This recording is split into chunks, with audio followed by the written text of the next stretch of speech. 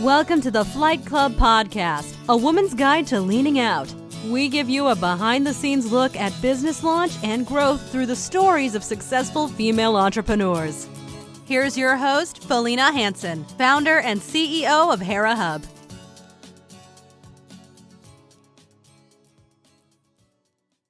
Hello and welcome. I'm excited to share a story with an amazing woman that I know, known for quite some time, has been part of Hera Hub, Rachel Alexandria.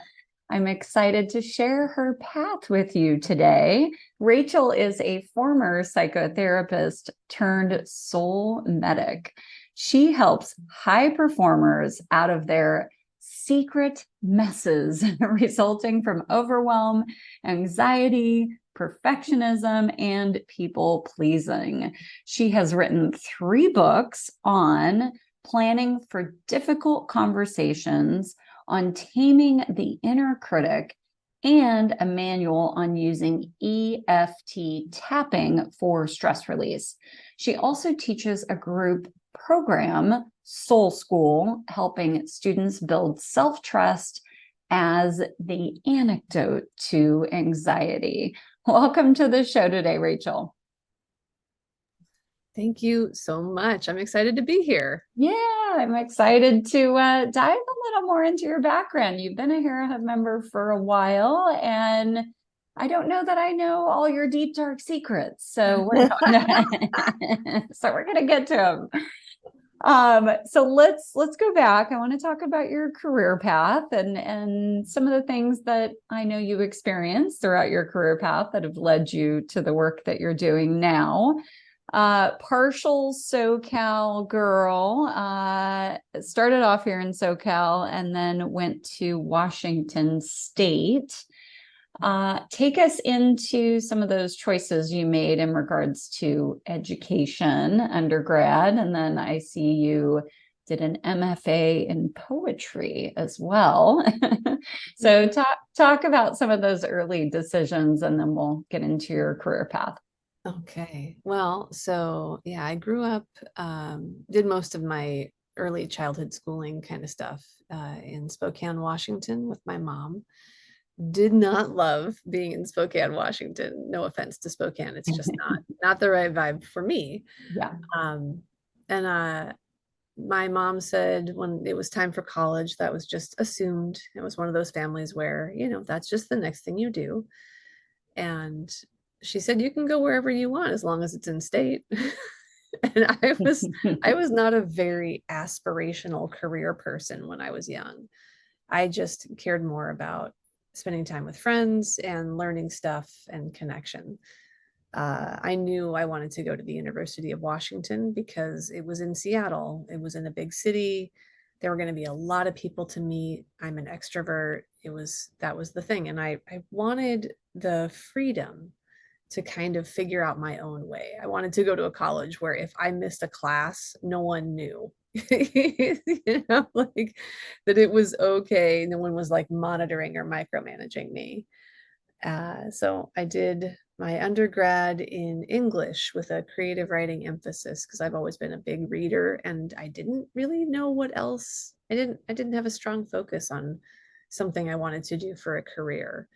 I've always done a lot of administrative work, so I figured I'd be in that vein somewhere, and I did actually consider studying psychology, but at the time, with my limited teenage understanding of people, the only therapist I ever saw any kind of representation of was Dr. Lilith Crane on Frasier and Cheers. And I was worried that studying psychology was going to turn me into somebody who was cold and clinical. So I didn't go that way. I studied and wrote poetry when I was in college. So then I got out. I had an administrative job, just, being like a executive secretary kind of thing, which I enjoyed, but it was just kind of, meh. Meanwhile, a bunch of my friends were kind of moving on and going on other adventures, going off to grad school, which I always said I would never do. I was I was like, I'm so glad to be done with school. Nobody can tell me what to do anymore. And but I was feeling stagnant. Even at just a year out of college, I was like, something's like, I think I felt the pull of the mundane, of just like descending into a job that's just a job and not continuing to grow. And so I laid on my floor in my bedroom for about 5 hours, staring at the ceiling, trying to listen inward to what I should do. And eventually the answer came, well, if I go to grad school, like it's kind of like going to summer camp. You get to sort of step into your newest version of yourself with new people and see what flourishes. And it's a guaranteed community, it's a guaranteed new space, it's a guaranteed focus. And hey, this is 1999 at this time. Hey, if I have a graduate degree in English, I can get like a high-paying technical writing job when I get out in 2002. That part didn't work out. Yeah. So I applied. I applied to a bunch of schools that were good poetry programs, because that was what I'd been working on. And I applied to 7 schools in the top 20 of writing programs, and I got into one of them. And it was the one I most wanted to go to because it was in Florida, and I was excited to spend time in a tropical, warm climate. Awesome. Yeah. Yes, I can see that coming from the Pacific Northwest. Yeah. For sure. Yeah. So we'll skip ahead a little bit here. You've got this fancy master's degree in hand. What did you do next? So I finished my degree, looked around. No one is staying in Gainesville, Florida, because they all go on to be teachers in different places, or they go on to their PhD somewhere else. And the world was very changed after 2001, after 9/11, and just everything was very different. You couldn't just go get a job because you had a graduate degree. That was no longer how the economy worked. So, lacking knowing what else to do or a clear direction, I came back to Seattle because I had friends here and it was closer to my folks. It's been a while trying to find a job. Finally got an administrative job paying exactly what it had paid when I left 2 years prior.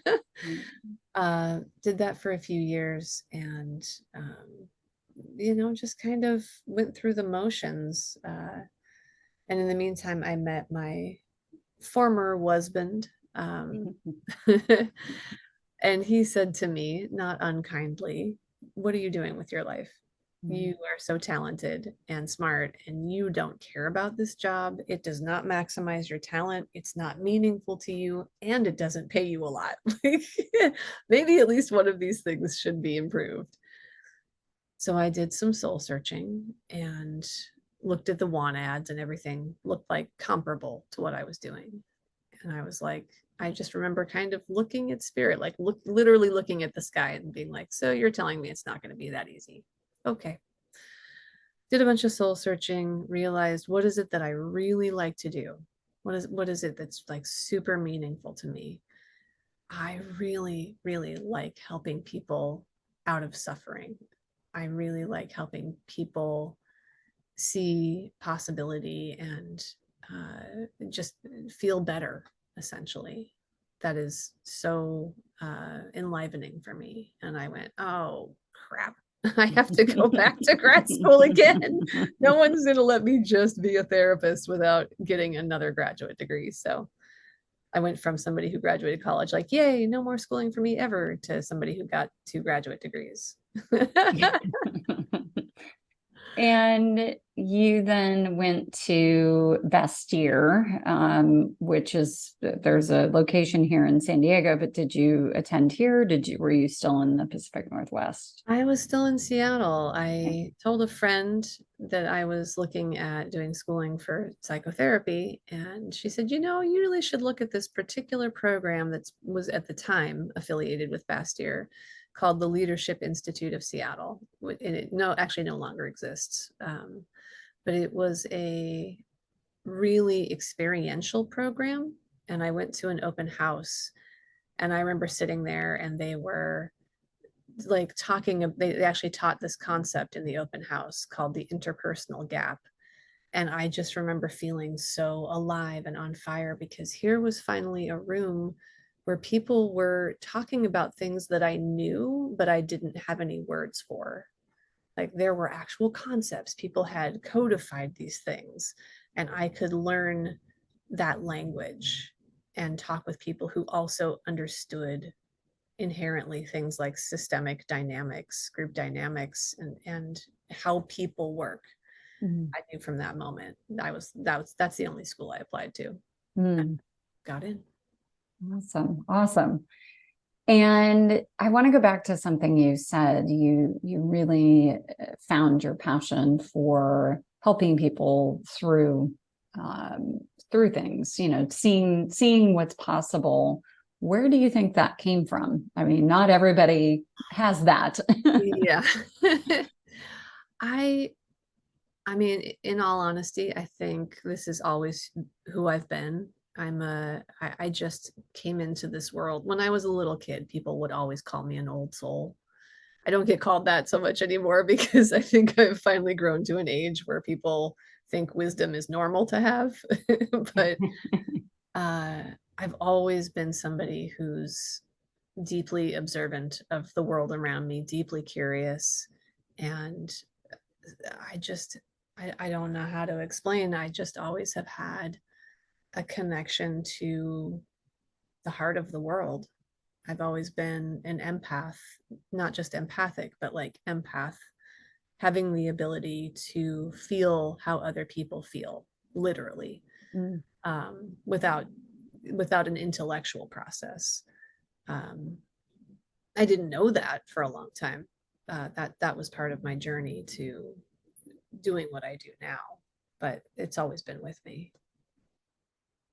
Interesting. I love it. Well, I'm glad you found your calling. So with your next fancy degree, where did you go from there? So with the degree in applied behavioral science, which was what my second degree was in, I was doing an internship as a supervised psychotherapist. Basically, they have in Washington State, there's associate licenses basically while you're accruing your official hours. It's like 3,000 hours that you have to accrue post internship. Anyway, so I graduated, and then in Washington State, you're allowed to just be running your own practice. In California, you can't do that, but in Washington, you can. So I got really clear in grad school that I had zero interest in working for a mental health clinic. And I really, really, especially was opposed to working under health insurance. Nothing wrong with health insurance. I mean, well, there are things wrong with it. Yeah, we all know that, but that's a whole nother conversation. Right. But I understand why people want to use it to pay for their mental health service, and mental health service should be available for everyone. That's just a thing, and it's unfortunate that it's not. And I looked at the limitations of mental health insurance. I can't think of the word right now. Companies, let's just say. And I was not willing to abide by their limitations. They don't get to tell me that somebody's condition only needs 8 sessions. That just not all of that is anathema. It just does not resonate with my integrity. I just can't do that. So I knew I wasn't going to do the medical mental health model in that way. And in the meantime, actually, so here's the part where I became an entrepreneur by accident. While I was in grad school, I had been working my full-time job the first year. The second year, because I had to take on the internship hours as part of getting my degree, I was not going to be able to keep my full-time job. So I let it go, and I was married at the time. So I did have that, I was fortunate to have that support, but we were not by any means wealthy. I was like in my late 20s. And my husband was really just kind of starting his career at that point. So because of my writing background, I don't know, I helped somebody with something and they said, you could get paid for this. And I was like, wait, what? My husband was very entrepreneurial mindset. And he was like, you absolutely could get paid to do that. So I like stepped out and put out, like, I did some like little short program called Ladies Who Launch. Yeah. Yes. Yes. Shout out to Melody Behringer out there. Yeah, I ran Ladies Who Launch in San Diego for Yay, of like course you did. two years before I launched Hera Hub. I know Melody. Oh, that's so cool. Yeah, That was my very first thing. I don't know how I found it, but I found that perfect. and it's like, I should do that 6-week program. Sure, get me a start. And then yeah, did that. I joined a networking group called Biznic, which also no longer exists, but it was amazing. Their tagline was networking that doesn't suck. So, and that was kind of my business school. They allowed, kind of like Hera Hub does, they allowed any of their members to give any kind of workshops they wanted to the collective. Mhm. So I just went to workshops all the time by web designers and marketers and just got like a basic level of business acumen from that. Got my first client the first time I ever got paid $100 for an hour of my time to help someone learn to write better. I remember walking off with that $100 bill and just being like, what just happened? This is somebody who used to make $15 an hour.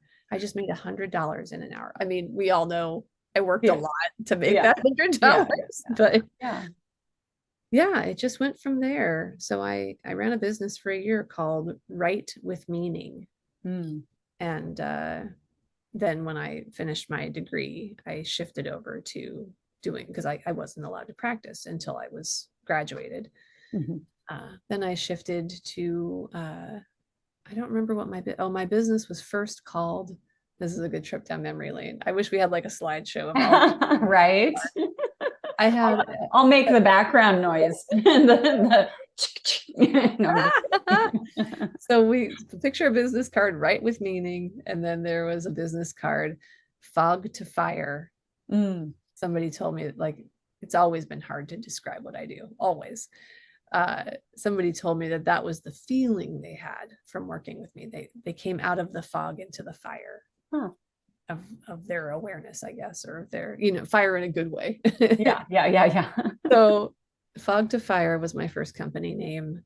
And then it became, as I went through my divorce and like was really confronting the failure of a side business partnership. At the same time, I was like, what part of what happened in these two major relationship failures was my part? And I realized it was the way in which I avoided conflict because I was being such a good girl. And that's when Healing for Good Girls was born. And I worked under that company name for, I don't know, a number of years, I think. I think that was my company name up until I got to the point where I shifted and let go of my therapy license and stepped into more of how I work now. Absolutely. And the books that you wrote, three-time author, where did those come along the journey?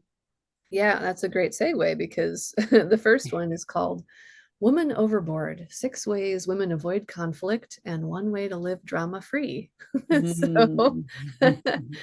So the seed of that book came out of that really hard period in my life where those two relationships kind of imploded within a year of each other. Because I realized, I had a very Scarlett O'Hara moment when I realized that the way I thought I was serving my relationships by avoiding conflict, by just kind of trying to handle it inside myself, that was in fact toxic to my relationships. And I even though conflict terrified me, I had like this Scarlett O'Hara on the hillside moment of, I swear I will never avoid conflict again. It was like this declaration for me. And I just started going back and reading books I'd gotten in grad school about how to deal with difficult conversations, which wasn't enough. Read Nonviolent Communication, and it wasn't enough because it didn't address what was happening inside. That was all like outside tactics. It didn't talk about why I was not dealing with conflict, why so many of us don't know how to have hard conversations and how to wrangle the internal space so you finally feel safe enough to, step into a difficult conversation without sacrificing yourself or blowing up a relationship.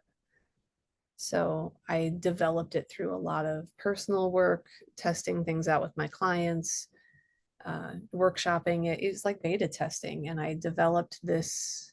Oh, I remember I said to a friend of mine, well, the problem with conflict is you have to have an internal support and an external structure.